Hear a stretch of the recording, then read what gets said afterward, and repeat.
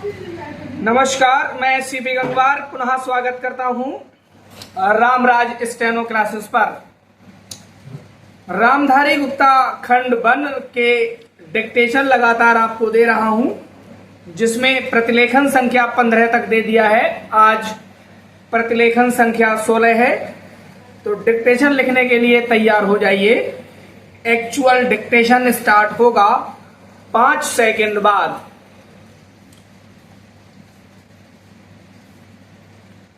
अध्यक्ष जी, जिस समय पाकिस्तान ने भारत पर हमला किया था, उस समय उन्होंने देश की रक्षा के लिए महत्वपूर्ण कार्य किया था।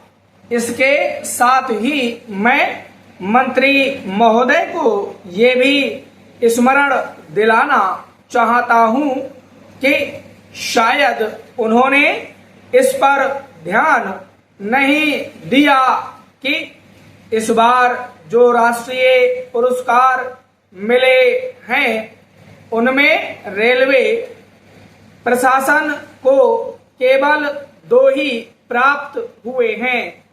जब कि मैं ऐसा मानता हूं कि हमारी सेना के बाद अगर किसी ने युद्ध काल में सराहनीय कार्य किया है, तो वह रेलवे प्रशासन अथवा रेलवे कर्मचारी और अधिकारी हैं।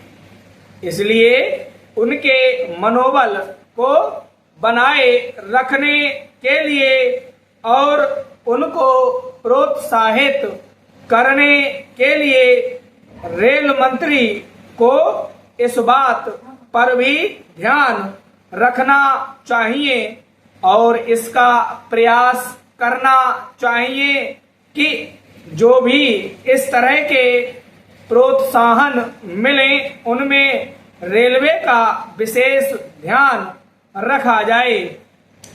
रेल मंत्री महोदय ने अपने वक्तव्य में भी रेलवे कर्मचारियों की प्रशंसा की है या उनको प्रोत्साहन दिलाया है, लेकिन यह प्रोत्साहन शांति काल में भी बना रहना चाहिए।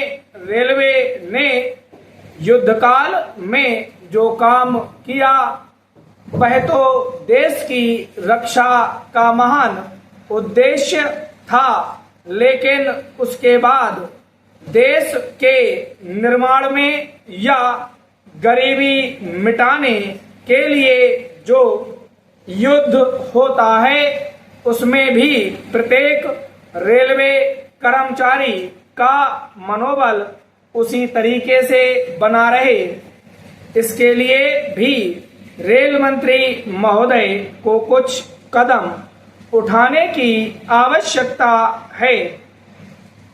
मैं ऐसा मानता हूं कि वह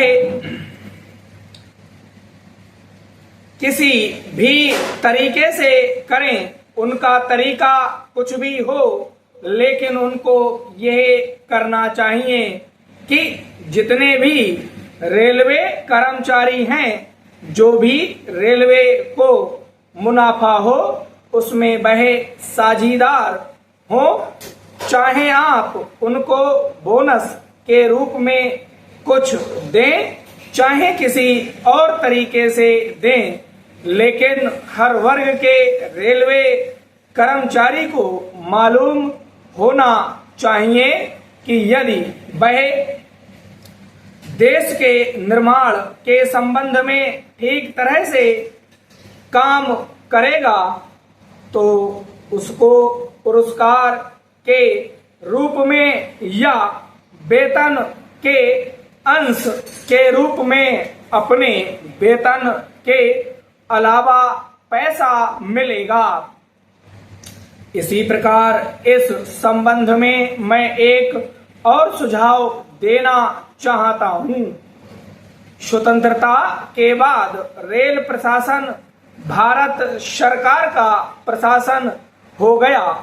लेकिन यह लोकसभा एक विशेष उद्देश्य को लेकर चुनी गई है।